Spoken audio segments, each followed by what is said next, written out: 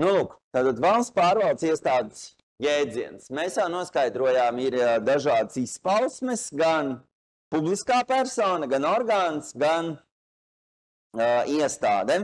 Iestādē ir 4 elementi.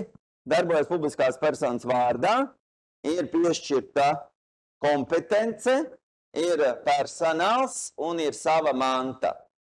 Tātad valsts pārvalde ir institūcija kopums, kas galvenokārt īsteno izpildvaras funkcijas.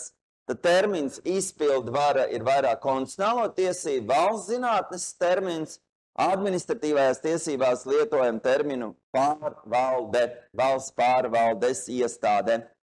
Un tātad izpildvaras darbības ir tās valsts darbības, kas nav ne likumdošana, ne tiesas spriešana. Valsts pārvalde ietver ministru kabinetu institūcijas, kuras padotas ministru kabinetam, kā arī pastāvīgās iestādes. Vārdiņš padotība dalās 2 daļās – pakļautība un pāraudzība. Tad ir iestādes, kas ir tieši pakļautas. Tātad iekšlietu ministrija, valsts policija tieši pakļauts. Vai, piemēram, kāda no institūcijām, kas ir tā kā turpinājums esošai ministrijai. Pāraudzībā atrodas pašvaldības, piemēram, pašvaldības realizējot savas autonomās funkcijas, atrodas ministrijas pāraudzībā. Augstskolas, piemēram, Latvijas universitāte, Rīgas Tehniskā universitāte, Biznesa augstskola Turība, augstskola bauda autonomiju un atrodas pāraudzībā, ministru kabineta pāraudzībā, un ministru kabinets, izglītības zinātnes ministrija, var atcelt pretiesiskus aktus, un ja ir pretiesiskā bezdarbība, tad var likt pienākumu darboties.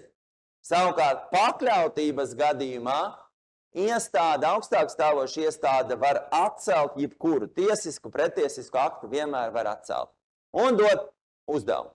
Jēdziens valsts pārvalde parasti tiek saprasts šaurākā nozīmē, neaptverot likumdošanas institūcijas, saima, tiesa institūcijas, tam līdzīgi. Satversmē minētos valsts pārvaldes orgānus, valsts prezidents, valsts kontrole.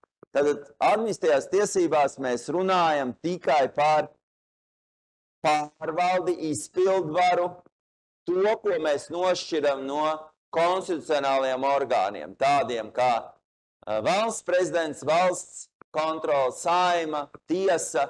Tad šeit mēs runājam par pārvaldi.